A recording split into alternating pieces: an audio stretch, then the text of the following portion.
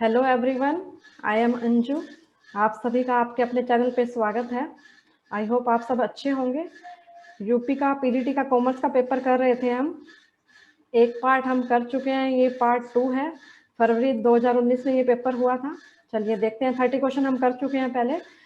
31 देखिए, the economic environment of A business include. Economic environment, सबसे पहले हम देखते हैं बिजनेस इन्वायरमेंट कितने टाइप्स का होता है। ये 2 टाइप्स का होता है, इंटरनल और एक्सटर्नल।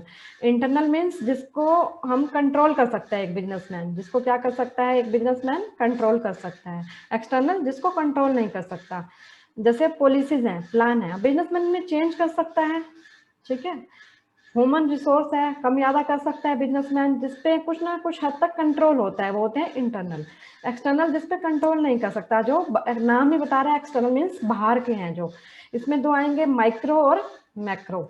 माइक्रो और मैक्रो, ये माइक्रो में कस्टमर, कॉम्पिटिटर, सप्लायर्स। मैक्रो में आएगा demographic, economic, technological, political, cultural और सोशल भी आ जाता है इसमें।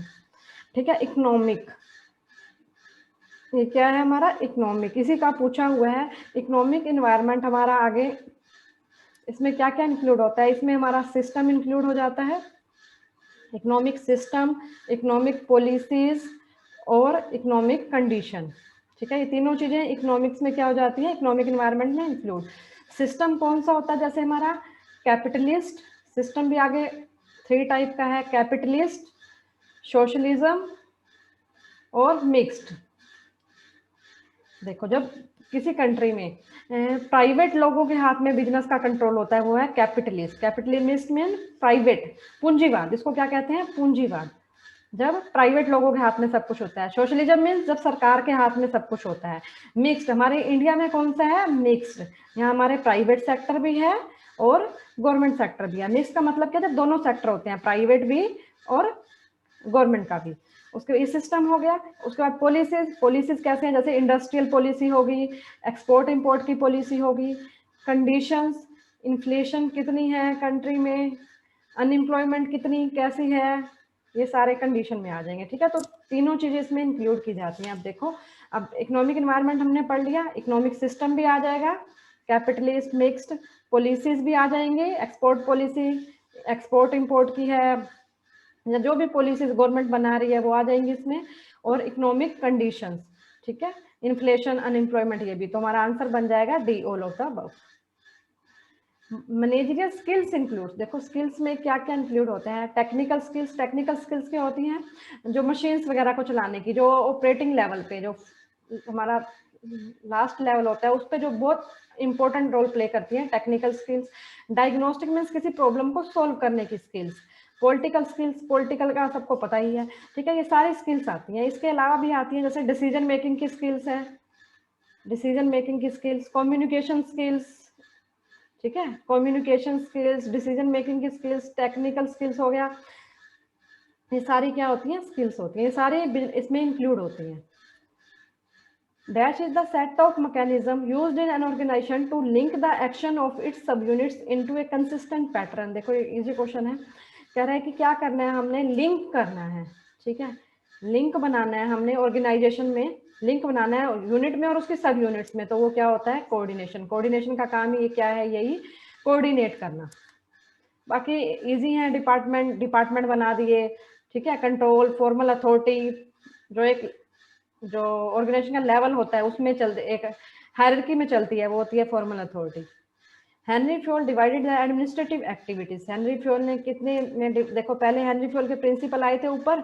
ठीक है, 14 प्रिंसिपल पढ़ लिए। अब क्या पूछ रहा है, उसकी एक्टिविटी पूछ रहा है हेनरी फ्योल की। तो हेनरी फ्योल की कौन कितनी एक्टिविटीज हैं, 6 हैं।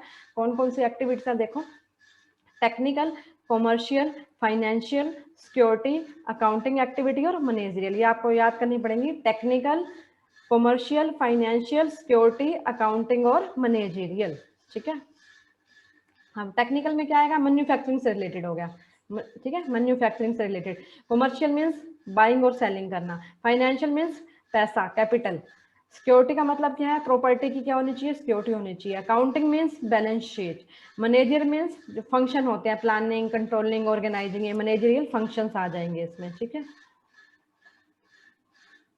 तो हमारी ये होगी कितनी एक्टिविटीज, 6 एक्टिविटीज। नेक्स्ट है एलिमेंट ऑफ कॉस्ट। कॉस्ट में क्या क्या इंक्लूड होता है? कॉस्ट में सभी इंक्लूड होंगे, मटेरियल कॉस्ट भी, लेबर कॉस्ट भी और एक्सपेंसेस भी, ठीक है। सारी मटेरियल जो खर्चा हुआ, मटेरियल आपने यूज किया वो आपका खर्चा हुआ, लेबर आपने लगाई वो भी आपका खर्चा हुआ, और इसके अलावा जो एक्सपेंसेस है वो सारे किस में आएंगे? कॉस्ट का पार्ट बनते हैं वो। Under management reporting system, control reports and information reports are a part of. देखो अगर हमें नहीं भी आता ना ये क्वेश्चन, देखो फाइनेंशियल रिपोर्ट्स में तो सभी को पता है बैलेंस शीट वगैरह से रिलेटेड है, प्रॉफिट एंड लॉस अकाउंट बनते हैं, ठीक है। ये किस कह रहा है? मैनेजमेंट रिपोर्टिंग सिस्टम, कंट्रोल की बात कर रहा है, कंट्रोल रिपोर्ट की बात कर रहा है, इंफॉर्मेशन रिपोर्ट की बात कर रहा है। तो जो ऑप्शन है उसमें इजिली सिलेक्ट हो जाएगा ऑपरेटिंग रिपोर्ट। अब देखो ऑपरेटिंग रिपोर्ट्स क्या होती है? जो डे टू डे के ऑर्गेनाइजेशन के ऑपरेशन होते हैं, ठीक है, उनसे रिलेटेड इंफॉर्मेशन देना, रिपोर्ट बनानी, वो होती है ऑपरेटिंग रिपोर्ट। नाम ही है, ऑपरेटिंग का मतलब क्या होता है? डे टू डे का। Amount set aside to meet losses due to bad debts. देखो आपने क्या किया, अलग से अमाउंट रख दी, सेट असाइड में आपने अलग रख दिया अमाउंट, किसके लिए? बैड डेट्स के लिए। तो वो किसके अंडर आएगा? वो आएगा प्रोविजन के अंडर। देखो हम बनाते हैं ना प्रोविजन, नाम ही है प्रोविजन फॉर बैड डेट्स। देखो इसके आगे हमने क्या लगाया? प्रोविजन फॉर बैड डेट्स लगाते हैं ना हम प्रोविजन इसके आगे। तो ये इजी क्वेश्चन है, +1 का क्वेश्चन है। उसके बाद लाइबिलिटी प्रोविजन जो होते हैं वो श्योर नहीं होता, ठीक है। जैसे मेरे मेरे डेटर्स हैं, मैंने 50,000 लेने हैं, इसमें 5-10 लोग शामिल हैं 50,000 में। मुझे लगा कि एक पर्सन इसमें राम है जिससे मैंने 2,000 लेने हैं, मुझे उस पर डाउट है, वो मेरे पैसे दे भी सकता है और नहीं भी। मुझे डाउट है तो मैंने क्या बना लिया? प्रोविजन फॉर बैड डेट्स 2,000 का। हो सकता है उसमें से वो आधे 1,000 दे दे मेरे, हो सकता है वो 1,500 दे दे। तो अमाउंट जो होती है ना इसकी अनसर्टेनिटी होती है, हो सकता है वो दे भी दे, हो सकता है वो ना भी दे। लाइबिलिटी क्या होती है? जो श्योर होती है हमें पे करनी है, ठीक है। रिजर्व क्या होते हैं? प्रॉफिट का पार्ट आपने क्या करा? अलग रख दिया, ठीक है। फ्यूचर में इमरजेंसी हो सकती है, और प्रॉफिट का पार्ट जो आपने अलग रख दिया वो क्या होती है? आपके रिजर्व होते हैं। If the proposed dividend is 20%, the percentage of profit to be transferred to reserve is। देखो प्रपोज डिविडेंड कितना है? 20% है, तो हम कितना ट्रांसफर करेंगे रिजर्व में? देखो इसके लिए क्या होती है? कंडीशन होती है, अगर कंपनी 10% तक डिविडेंड दे रही है ना, तब तो कोई चक्कर ही नहीं है, 10% तक दे सकती है। अगर 10% से ज्यादा दे रही है ना, फिर क्या हो जाती है? प्रॉब्लम। क्यों? क्योंकि फिर उसको ऐसे कंपनी नहीं दे सकती, उसे पहले क्या करना पड़ेगा? अपने प्रॉफिट का कुछ पार्ट रिजर्व में ट्रांसफर करना पड़ता है। अब वो लिमिट्स कौन सी हैं? देखो no amount needed to be transfer dividend declare does not exceed 10%। अगर 10% तक है, 10% से ज्यादा नहीं है, जब तो कोई प्रॉब्लम ही नहीं है, इसको तो भूल ही जाओ। दिक्कत कहाँ है? प्रॉब्लम आएगी जब वो क्या करेगी? 10%, देखो एक्सीड 10% से एक्सीड कर रही है, और अप टू कितना दे रही है? 12.5%। तो हम कितना ट्रांसफर करेंगे प्रॉफिट का रिजर्व में? 2.5। देखो 10 और 12.5 का डिफरेंस कितना है? 2.5 है ना, तो 2.5, फिर 12.5 से 15, फिर 15 से 20, और फिर ग्रेटर देन 20। देखो 2.5, इसमें 2.5 में 2.5 ऐड करो 5, फिर इसमें 2.5 ऐड करो 7.5, फिर इसमें 2.5 ऐड करो 10। तो इसमें क्या करना है? प्लस करते जाओ 2.5, ठीक है। नीचे वाली लिमिट आ जाएगी 10 से 12.5, 12.5 से 15, 15 से 20, और ग्रेटर देन 20। यहाँ लिख लो ग्रेटर देन 20, तो ये याद करना इजी हो जाएगा, ठीक है। प्लस 2.5 करना है सब में, तो हमारी ये लिमिट आ जाएगी। अब देखो कितना डिविडेंड कह रहा है? 20% है। देखो 20% अप टू 20%, तो इस लिमिट में आएगा। देखो अप टू 20%, यहाँ क्या है? ग्रेटर देन 20 है, तो हमारा क्या आएगा? 7.5। नेक्स्ट है stock appearing in the trial balance is shown in. ये सभी को आता ही होगा, ट्रायल बैलेंस में दिखा रखा है स्टॉक, तो वो कहाँ आएगा? वो आएगा बैलेंस शीट में। देखो अगर ट्रायल बैलेंस के नीचे होती है ना जो, तो वो एडजस्टमेंट्स होती हैं, उनकी एंट्री 2 बार होती है। जो ट्रायल बैलेंस में दिखाई हुई है उनकी एंट्री 1 बार होती है। इसका मतलब क्या? जो ट्रायल बैलेंस में चीज दिखाई है ऑलरेडी रिकॉर्डेड है, वो तो जहाँ जानी है फिर वो सीधा वहीं जाएगी, वो जाएगी बैलेंस शीट में, क्योंकि ऑलरेडी इसकी क्या है? रिकॉर्डिंग हो चुकी है। On the dissolution of a new partner, if the partner decided to record changes in value of asset and liability in the books but not in the accounts। देखो कह रहा है कि एसेट और लाइबिलिटी है ना, तो उसको अकाउंट्स में जो उसकी, जैसे मेरे पास आज 50,000 की एसेट है, हो सकता है वो थोड़े टाइम में 60,000 की हो जाए। जब कोई नया पार्टनर आया, ठीक है, नया पार्टनर आया तो 60,000 की होगी, तो मैंने क्या कहा? मैं ओरिजिनल वैल्यू पे ही दिखाऊंगी। अपनी एसेट को जब ओरिजिनल वैल्यू पे दिखाते हो, ठीक है, तो उसके लिए कौन सा अकाउंट बनता है? Memorandum and revaluation account. अगर आप मेमोरेंडम रिवैल्यूएशन अकाउंट बना रहे हो, इट मींस आप एसेट में चेंजेस, जो 60,000 की एसेट होगी ना मेरी 50 से 60 की, चेंजेस को नहीं दिखा रहे। ओरिजिनल ये 60,000 नहीं दिखाऊंगी बैलेंस शीट में, मैं आप कितने दिखाऊंगी? 50,000, ओरिजिनल वैल्यू ही दिखाऊंगी। तो वो होता है मेमोरेंडम रिवैल्यूएशन अकाउंट। बाकी ये इजी है रिवैल्यूएशन अकाउंट, जिसमें हम क्या दिखाते हैं? एसेट में और लाइबिलिटी में मेरा कितना चेंज हो रहा है। जैसे अब मैं यहाँ दिखा दूंगी 10,000 की, ठीक है, ये मेरी 50 से 60 की होगी, तो 10,000 का चेंजेस हुआ, तो वो रिवैल्यूएशन में दिखाते हैं हम। As per the rule of Garner versus Murray, the deficiency of the insolvent partner is share by the solvent partner in their. देखो ये रूल दिया था केस में, गार्नर वर्सेस मूरे के केस में ये रूल बनाया, रूल दिया था। ये रूल क्या था? ये रूल कहता है, देखो 3 पार्टनर हैं, ए, बी और सी। इनकी क्या हुई? बिजनेस इनका में प्रॉब्लम होगी। एक पार्टनर क्या हो गया इनका? इंसॉल्वेंट हो गया। इंसॉल्वेंट का मतलब क्या? उसके पास 1 रुपया भी नहीं है, कोई पैसे भी नहीं है उसके पास, ठीक है। तो बिजनेस में इनको लॉस हुआ 5,000, 5,000 इसके हिस्से में और 5,000 इसके हिस्से में, 5,000 तीनों के हिस्से में आया। ये तो कहता है कि मेरे पास तो 5,000 तो क्या, मेरे पास तो 2 रुपये भी नहीं है देने के लिए, मैं तो 1 रुपया भी नहीं दूंगा। तो अब इसके लॉस को कौन बियर करेगा? इन्होंने क्रेडिटर्स के 15,000 रुपए देने हैं, तो अब इस जो इसको लॉस हो गया वो ये दोनों पार्टनर क्या करेंगे? बियर करेंगे। किस रेशियो में करेंगे? वो कैपिटल रेशियो में, ठीक है। किस रेशियो में करेंगे? वो कैपिटल रेशियो में, क्योंकि ये सोलवेंट है और ये इनसोलवेंट है, इनके पास पैसे हैं, इसके पास है ही नहीं। तो पार्टनरशिप में लाइबिलिटी अनलिमिटेड होती है, तो इनको पे करने पड़ेंगे वो, ठीक है। ये 5,000 लॉस को ये और ये बांटेंगे इनकी कैपिटल रेशियो में। Which one of the principle of double entry system? देखो डबल, डबल का मतलब ही क्या है हमारा? जिसकी एंट्री 2 बार होगी, एक साइड डेबिट होगी, एक साइड क्रेडिट होगी। देखो ये अकाउंट्स के हमारे जो रूल्स हैं, 3 रूल्स हैं। Debit the receiver, credit the giver, ठीक है। Debit word comes in, credit word goes out. और थर्ड रूल है debit all the expenses and losses, credit all the income and gains. तो ये रूल ही पूछा हुआ है। रूल देखो, purchase increase, expenses increase, debit. तो हमारा रूल कौन सा इसमें? डेबिट, रिसीवर डेबिट और गिवर क्रेडिट। उल्टा ये डेबिट, रिसीवर, क्रेडिट, गिवर, ये रूल पूछे हुए हैं जो हमारे अकाउंटेंसी के 3 गोल्डन रूल्स हैं ये। Income tax on interest, dividend and rent should be. देखो इनकम टैक्स लग रहा है, इनकम टैक्स है debited to profit and loss account. जो इनकम टैक्स है वो कहाँ जाएगा? गवर्नमेंट के अकाउंट में जाएगा। Debit to provision for taxation, तो नन ऑफ दिस, गवर्नमेंट के अकाउंट में टैक्स क्या है? हमें पे करना है, किसको पे करना है? गवर्नमेंट को। The question of uncalled amount of capital that can be called up only on the winding up of the company। जो सिर्फ देखो वाइंडिंग अप, वाइंडिंग अप का मतलब क्या? जब आपका बिजनेस बंद हो चुका है, बंद हो रहा है, बिजनेस को बिल्कुल आप क्लोज करने जा रहे हो, बंद कर रहे हो आप, तब जो कैपिटल मंगवाई जाती है वो कौन सी कैपिटल होती है? रिजर्व। देखो नाम ही क्या है? रिजर्व। जो हमने क्या कर ली? रिजर्व कर ली। वो कब मंगवाई जाएगी? वाइंडिंग अप के टाइम में मंगवाई जाएगी। ऑथोराइज, जो मैक्सिमम कैपिटल, जिससे ज्यादा कंपनी शेयर इशू नहीं कर सकती। इशूड कैपिटल, कंपनी ने कितने शेयर इशू करे, जैसे 10,000 करे। तो सब्सक्राइब कैपिटल, लेकिन पब्लिक ने कितने के लिए अप्लाई किया? 8,000 का, वो होगी subscribe. On dissolution of A firm and unrecorded liability is.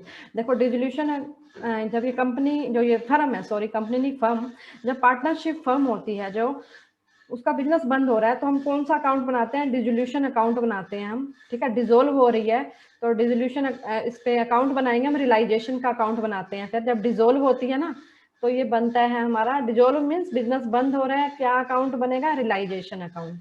ध्यान देना, इसका नाम है रियलाइजेशन। जब कोई नया पार्टनर आता है ना, न्यू पार्टनर, ठीक है, कोई आता है, तब हम कौन सा अकाउंट बनाते हैं? तब हम बनाते हैं रिवैल्यूएशन, ठीक है। कंफ्यूज मत हो जाना इसमें। जब कोई पार्टनर आ रहा है फर्म में, ठीक है, या रिटायर हो रहा है, तो रिवैल्यूएशन अकाउंट बनता है। लेकिन जब फर्म ही बंद, डिजोल्व हो रही है, डिजोल्व का मतलब बंद हो रही है, तो हम बनाते हैं रियलाइजेशन। इसका हिंदी में नाम होता है वसूली, वसूली खाता, ठीक है। अब वसूली करनी है भैया हमें पैसे की, ठीक है। तो जितनी भी सारी एसेट्स होती हैं, हम यहाँ सारी बुक वैल्यू पे एसेट्स दिखाएंगे, यहाँ हम सारी क्या दिखाएंगे? लाइबिलिटी दिखा दी। उसके बाद बिजनेस बंद हो रहा है तो पेमेंट करेंगे, ठीक है। एसेट को सेल करेंगे, पहले एसेट यहाँ दिखाई, अब पैसा आ गया एसेट से, यहाँ दिखाएंगे। और लाइबिलिटी की पे करनी है, लाइबिलिटी का क्रॉस कर देंगे, लाइबिलिटी यहाँ दिखाएंगे। तो एक अनरिकॉर्डेड लाइबिलिटी थी, मैंने आपके 5,000 रुपये देने हैं, ठीक है। मैंने क्या किया?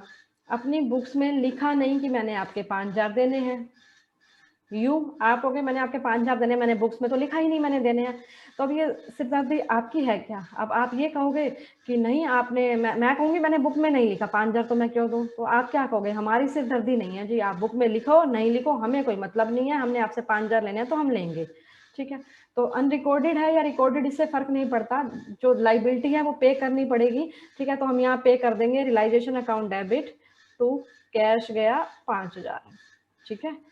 तो कहाँ हो जाएगा ये debit to realisation account. In the calculation of net profit 15 lakh for the period, 20,000 profit on sale of an asset and 10,000 depreciation have been taken into consideration. क्या निकालना है? Fund from operation. देखो ऑपरेशन का मतलब ही क्या है? जो business का खर्चा होगा वही लेंगे, जो बिजनेस का खर्चा नहीं है वो नहीं। इनकम है या खर्चा है, बिजनेस वाला लेंगे, जो बिजनेस का नहीं है वो नहीं लेंगे, सिंपल। देखो प्रॉफिट था 15 लाख का, ठीक है। उसमें मैंने क्या किया, मैं किस चीज का बिजनेस कर रही हूँ? क्लॉथ का, सही, मैं कुर्ती सेल कर रही हूँ, परचेज कर रही हूँ, ठीक है। एग्जाम्पल दे रही हूँ, कर नहीं रही हूँ, ठीक है। एग्जाम्पल दे रही हूँ, कहीं सोचो कि कर रही है, ऑर्डर दे दें हम कुर्तियों के लिए, ठीक है। कर नहीं रही हूँ, ऐसे एग्जाम्पल है, चलो। जिसमें से मैंने क्या हुआ, मेरे पास एक सोफा सेट था, मैंने कस्टमर के लिए रखा हुआ था। तो अब कोरोना है, कोरोना के टाइम में तो कोई कस्टमर आ नहीं रहे, मुझे लगा सोफा सेट को सेल कर दो। मैंने क्या करा, सेल कर दिया, जिससे मुझे प्रॉफिट हुआ कितने का? 20,000 का प्रॉफिट हुआ। अब देखो मैं बिजनेस किस चीज का कर रही हूँ? क्लॉथ का। फर्नीचर का तो बिजनेस नहीं कर रही ना, सोफा सेट का तो मैं बिजनेस नहीं कर रही, तो ये मेरी बिजनेस की इनकम नहीं है। तो मैंने प्रॉफिट ऐड कर रखा होगा पहले। अब मैं क्या करूंगी, 20,000 पहले ऐड करा था, अब मैं इसको फिर क्या कर दूंगी? माइनस कर दूंगी, क्योंकि ये मेरे बिजनेस का प्रॉफिट नहीं है, ठीक है। पहले ऐड था, अब माइनस कर दो इसको। उसके बाद 10,000 डेप्रिशिएशन। देखो डेप्रिशिएशन लगता है तब पैसा बिजनेस से कहीं बाहर नहीं जाता, ठीक है। पैसा कहीं बाहर नहीं जाता, तो इसको वापस क्या कर दो? ऐड कर दो। तो 10,000 कम कर दो इसमें से, 1490 आ जाएगा, ठीक है। C answer. नेक्स्ट है share premium money can be use. देखो ये इंपॉर्टेंट क्वेश्चन है, कि कई बार आ जाता है। जो शेयर प्रीमियम जो होता है ना, वो कभी भी रिस्ट्रिक्शंस होती है, डिविडेंड के लिए तो यूज कर ही नहीं सकते आप। शेयर प्रीमियम क्या होता है? देखो 10 वाला शेयर आपने कितने में दे दिया? 14 में दे दिया, 15 में दे दिया, 14 में दे दिया, तो 4 रुपए क्या हो गया आपका? प्रीमियम हो गया, फालतू में दिया ना। 10 वाला शेयर 14 में दिया, 4 रुपीज प्रीमियम हो गया आपका। तो इस पैसे को आप डिविडेंड के लिए कभी भी यूज नहीं कर सकते, ठीक है। देखो डिविडेंड के लिए यूज नहीं कर सकते, तो हमारे पास अब 2 आंसर बच गए। देखो अब क्या है, share premium can not be distributed as dividend, share premium can be use पे एक्सपेंसेस ऑफ इशू इक्विटी। अगर इक्विटी का कोई खर्चा हो रहा है, जैसे अंडर राइटर फीस है, तो आप शेयर प्रीमियम को यूज कर सकते हो। अंडर राइटर फीस क्या होती है? जैसे मैंने एक पर्सन अपॉइंट कर लिया, अंडर राइटर फीस क्या है? मैंने एक पर्सन अपॉइंट किया, मैंने कहा भाई मेरे शेयर तू ही बेच। उसने कहा ठीक है मैं बेचूंगा, नहीं बिकेगा तो मेरी जिम्मेवारी मैं ले लूंगा। मैंने कहा ठीक है, मैं तेरे को इसके लिए क्या दे दूंगी? फीस दे दूंगी या कमीशन दे दूंगी, तो वो होती है अंडर राइटर फीस। और इशू ऑफ बोनस शेयर, आप बोनस शेयर दे रहे हो, मेरे पास कैश नहीं है, तो मैंने जो मेरे एग्जिस्टिंग शेयर होल्डर है, मैंने उसको उनको क्या किया? बोनस दे दिया। बोनस के बदले शेयर्स दे दिए, बोनस शेयर्स हो गए, ठीक है। वो तो इसके लिए मैं शेयर प्रीमियम अकाउंट को यूज कर सकती हूँ। तो राइटिंग ऑफ गुडविल भी नहीं है, पेमेंट ऑफ डिविडेंड भी नहीं है। नेक्स्ट है prime cost is 16,000, material cost is 60% of labour. Labour is, देखो सबसे पहले तो हमें ये पता होना चाहिए प्राइम कॉस्ट होती क्या है। प्राइम कॉस्ट क्या होती है? वो कॉस्ट जो डायरेक्टली किससे रिलेटेड होती है? प्रोडक्शन के खर्चे से, प्रोडक्शन से रिलेटेड होती है। जैसे हम प्रोडक्शन कर रहे हैं, डायरेक्टली क्या होती है? रिलेटेड होती है, ठीक है। इसमें इनडायरेक्ट कॉस्ट नहीं इंक्लूड करेंगे, जैसे फैक्ट्री ओवरहेड है वो हम नहीं लेंगे, ओनली डायरेक्ट कॉस्ट लेंगे। इसमें 3 कॉस्ट आती हैं, देखो direct material, direct labour cost और डायरेक्ट जो हमारे एक्सपेंसेस हैं, ठीक है। इसमें एक्सपेंसेस की तो कहीं बात ही नहीं करेगी। इट मीन्स एक्सपेंसेस क्या ले रहे हैं हम? जीरो मान के चलेंगे, क्योंकि एक्सपेंसेस की कहीं जिक्र ही नहीं है, तो जीरो हो गया। तो हमने क्या लेना है? देखो prime cost is equal to हम लेंगे लेबर प्लस में उसकी जो मटेरियल कॉस्ट होती है, एमसी लिख दूं या एम लिख दूं? एमसी मटेरियल कॉस्ट प्लस में एलसी लेबर कॉस्ट, ठीक है। इन्होंने कहा मटेरियल 60%, 60 मटेरियल क्या है? 60%, बट 60% किसका है? लेबर का 60। अगर लेबर 100 है तो मटेरियल क्या हो गया? 60 हो गया, ठीक है। तो ये हमारी क्या होगी? Prime cost 160। बट हमें प्राइम कॉस्ट कितनी दी हुई है? प्राइम कॉस्ट तो हमें दी हुई है 16,000, लेकिन प्राइम कॉस्ट मेरी क्या आई? 160 आई। इनटू कर दो 100, 10 से यहाँ कट गई, ये आ जाएगा हमारे पास 10,000, ठीक है। क्या आ गया हमारे पास? 10,000। नेक्स्ट है an ordinary resident is who follows. देखो ऑर्डिनरी रेजिडेंट क्या होता है, ये टैक्स का क्वेश्चन है भाई। देखो रेजिडेंशियल स्टेटस, देखो इंडिविजुअल का रेजिडेंट जो हम स्टेटस देखते हैं रेजिडेंशियल, वो देखेंगे हम क्या, वो दो पार्ट में डिवाइड करेंगे इसको, पहले रेजिडेंट है या नॉन रेजिडेंट है। नॉन रेजिडेंट है तो कहानी खत्म, यहीं पे कहानी खत्म। अगर रेजिडेंट है तो कहानी शुरू। फिर हम देखेंगे रेजिडेंट में वो ऑर्डिनरी रेजिडेंट है या नॉन ऑर्डिनरी रेजिडेंट है। ऑर्डिनरी रेजिडेंट को कहते हैं हम ROR, ठीक है, इसको क्या कहेंगे, NROR। Resident and ordinary resident है। देखो रेजिडेंट हो गया, पहले रेजिडेंट, ऑर्डिनरी रेजिडेंट क्या बन गया, ROR। फिर रेजिडेंट में क्या है, नॉन ऑर्डिनरी रेजिडेंट क्या बन गया, RNOR। गलत लिख दिया ये, RNOR, ठीक है। अगर हम अब इसके लिए क्या होती हैं, कैसे पता लगेगा कि कोई रेजिडेंट है या नॉन रेजिडेंट है, इसके लिए है कंडीशंस। इसके लिए क्या है, कंडीशंस हैं। देखो अगर स्टे करता है वो जो भी पर्सन है, रेजिडेंट का मतलब होता है निवासी, निवासी जो 182 डेज रह रहा है या उससे ज्यादा फाइनेंशियल ईयर, जो फाइनेंशियल ईयर है जिसमें, तो उसमें वो 182 डेज रहा है या उससे ज्यादा रहा है। अगर देखो अगर यस रहा है तो वो क्या बन गया, रेजिडेंट, वो क्या बन गया, रेजिडेंट।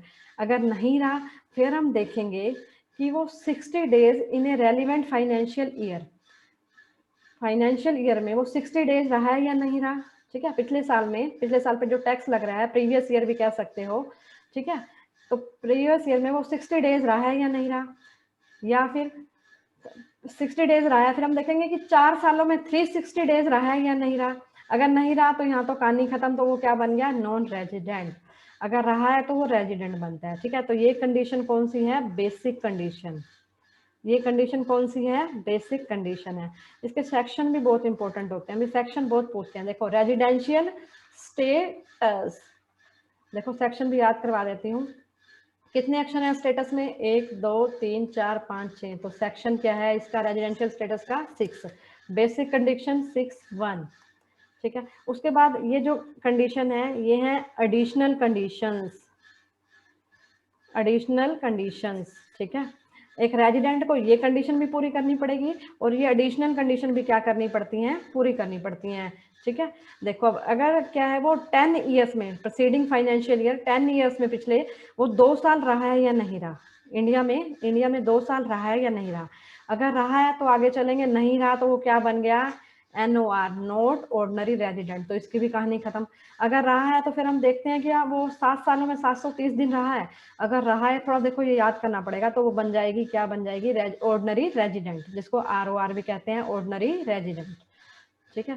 तो जो ऑर्डिनरी रेजिडेंट होता है उसको सारी कंडीशन फुलफिल करनी पड़ेंगी, बेसिक भी और एडिशनल भी। बेसिक कौन सी होगी, 182 डेज वाली, ठीक है। बेसिक कौन सी होगी तो याद रह ही जाएगा, बेसिक है 182।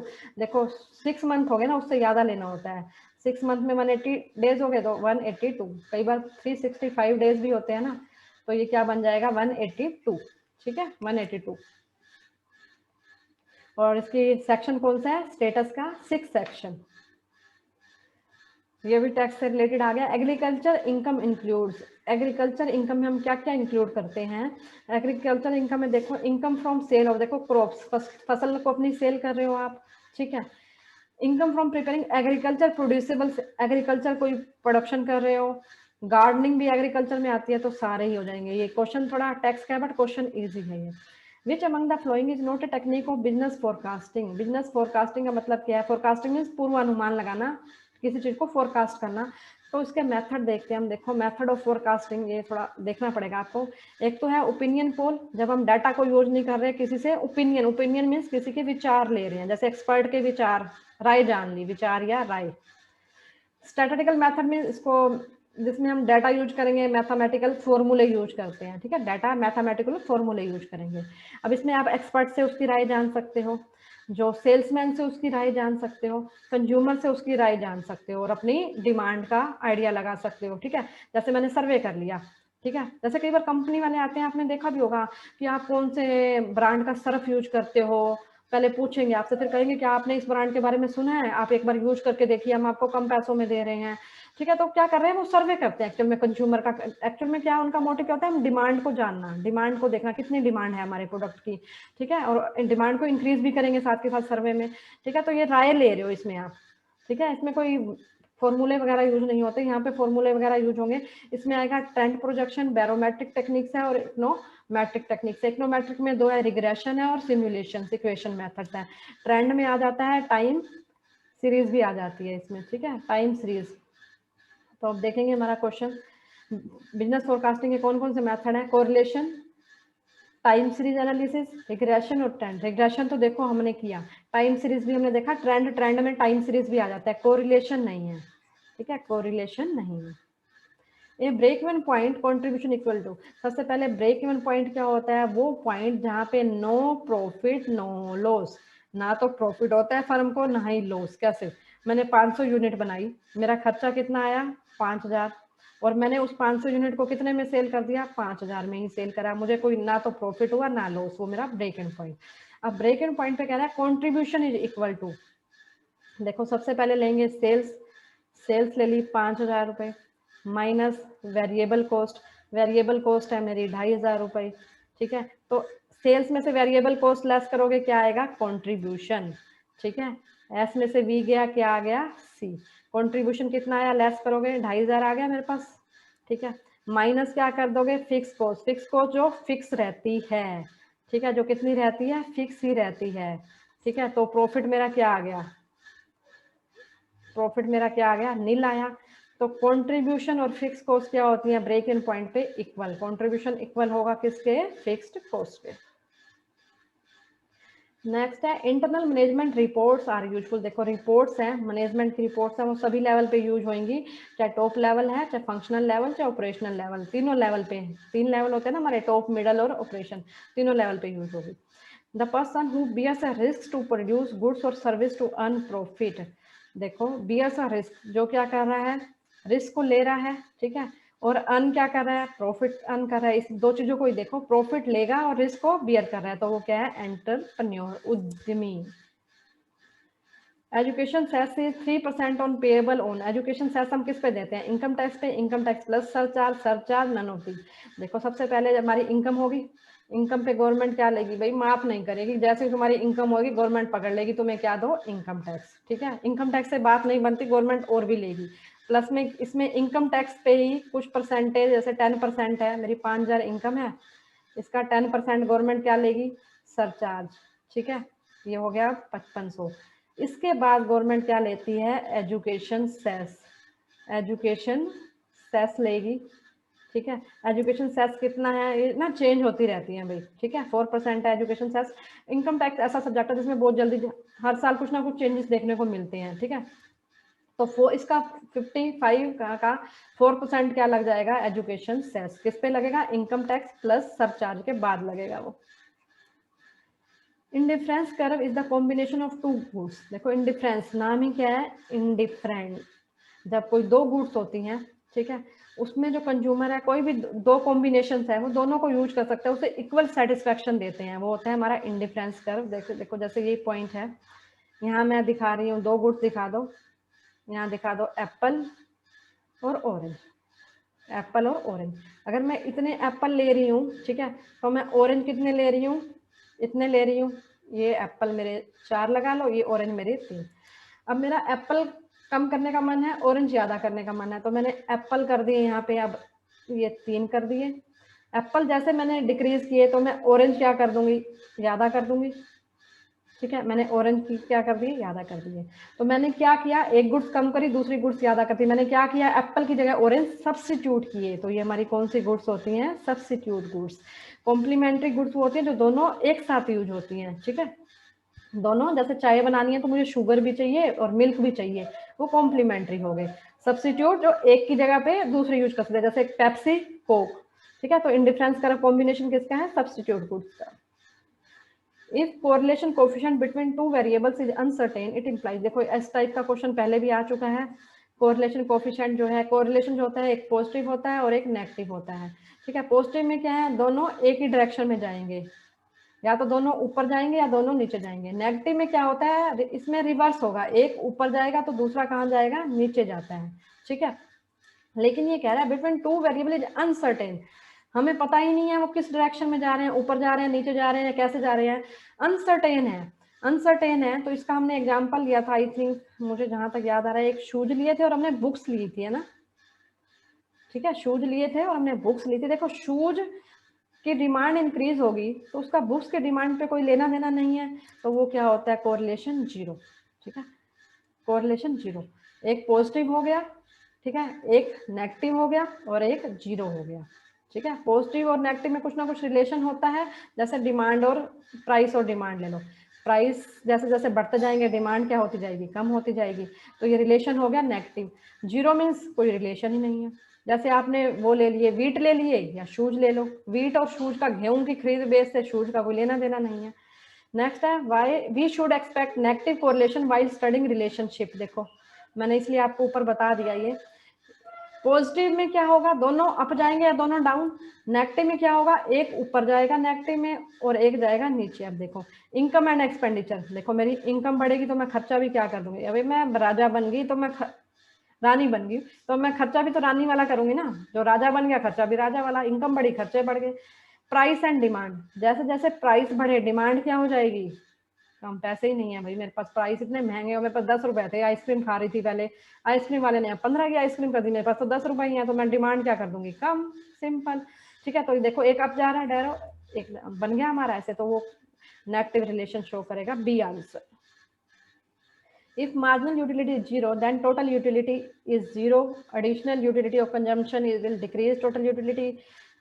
Consumption will, देखो marginal utility और total utility is, देखो ये हमारा डायग्राम बनता है, जब हमारी ऐसे दो डायग्राम बनते हैं ना, ये हमारी जो जा रही थी ये हमारी होगी टोटल यूटिलिटी, टीयू जिसे टीयू कहते हैं, और यहाँ हमारी क्या होती है, मार्जिनल यूटिलिटी। गलत ना बन जाए, मैं इसलिए इसको ऐसे बनाती होती हूँ। देखो जहाँ टोटल यूटिलिटी मैक्सिमम होती है वहाँ मार्जिनल यूटिलिटी क्या होती है, जीरो। इसी को क्या कहते हैं, पॉइंट ऑफ सैचुरेशन पॉइंट भी कहते हैं, पॉइंट ऑफ सेटिस्टिटी भी कहते हैं इसको, ठीक है, पॉइंट ऑफ सैचुरेशन भी कहते हैं। जहाँ ये मैक्सिमम होगा, ठीक है, मार्जिनल यूटिलिटी क्या होती है, जीरो। एमयू क्या होगी हमारी, जीरो, जब टोटल यूटिलिटी क्या होगी, मैक्सिमाइज्ड। इकोनॉमिक्स को जब भी करो ना डायग्राम से करो। Which is not the part of business cycle, business cycle का क्या पार्ट है, बिजनेस साइकिल का मतलब है अप एंड डाउन। बिजनेस में देखो अप एंड डाउन होते ही रहते हैं, कभी बिजनेस ऊपर जाएगा कभी नीचे जाएगा, वो बिजनेस साइकिल बन जाते हैं। देखो जब ये बढ़ रहा है बिजनेस, धीरे धीरे रिकवरी होगी, फिर एक हाइट पे पहुंच गया जिसे बूम कहते हैं, जिसे हम पीक भी कह देते हैं, फिर रिसेशन मंदी आनी शुरू हो गई, बिल्कुल ही नीचे आ गया, डिप्रेशन हो गया, फिर धीरे धीरे रिकवरी। जैसे कोई बीमार होता है, देखो पूछते, जैसे यहाँ बंदा है वो बीमार है तो उसको कहते हैं क्या हाल है तेरे, वो धीरे धीरे रिकवरी कहते हैं ना, रिकवरी हो रही है, धीरे धीरे ठीक हो रहा है। देखो अब सिचुएशन खराब थी, धीरे धीरे रिकवरी मीन्स धीरे धीरे ठीक हो रही है अभी, ठीक है। फिर बूम आ गया, फिर वापस क्या है, ऐसे जाएगा रिसेशन, ऐसे रिसेशन हो गया, ऐसे जा रहा है रिकवरी, ऊपर की तरफ जा रहे हैं हम, हमारी सेहत ठीक हो रही है, अब रिकवरी हो गया, ठीक है। अब इसमें से देखो क्या पार्ट नहीं है, बूम है, डिप्रेशन, रिकवरी, क्या नहीं है, एक्सीलरेशन नहीं है। इजी क्वेश्चन था ये। नेक्स्ट है from the flowing data calculate PV ratio. PV ratio करनी है तो इसके लिए देखो ये फॉर्मूला बेस्ड क्वेश्चन है, फॉर्मूला आएगा जब ही आप कर पाओगे। देखो इसको ऐसे कर लो, पी से प्रॉफिट है, देखो पी से प्रॉफिट, चेंज, पहले प्रॉफिट है ना तो पहले क्या लिख दो, profit, change in profit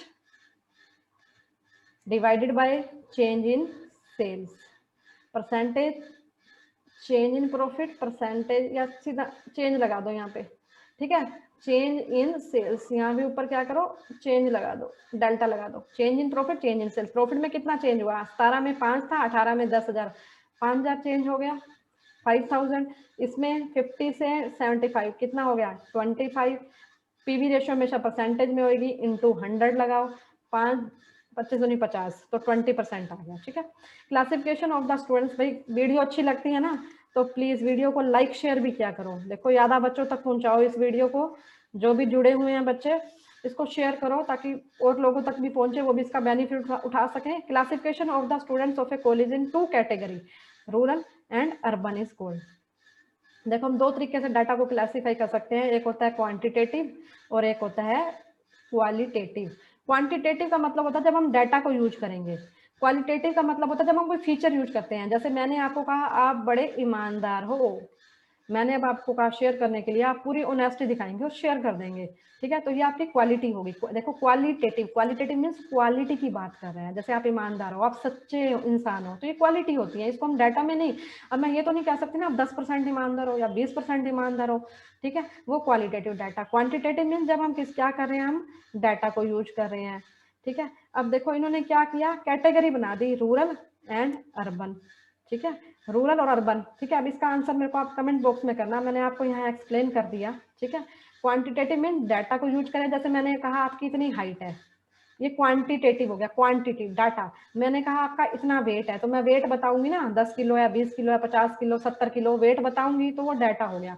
qualitative means जब हम क्या कर रहे हैं, फीचर्स को या क्वालिटी को यूज करें, जैसे आपकी ईमानदारी है, आपकी सच्चाई है, जैसे आप बहुत सुंदर हो, ठीक है, ब्यूटी की बात कर दी मैंने, तो ये क्वालिटेटिव डाटा हो गया, ठीक है। अब ये कैटेगरी बना दी रूरल एंड अर्बन। इसका एक क्वेश्चन आपके लिए, इसका आंसर आप मेरे को कमेंट बॉक्स में देना। चलिए, thank you guys so much for listening and watching. Please अगर वीडियो अच्छी लगती है तो लाइक करें, कमेंट करके बताएं आपको लेक्चर कैसा लगा, और मैक्सिमम शेयर करें, और जो चैनल पे नए हैं चैनल को सब्सक्राइब भी कर दें।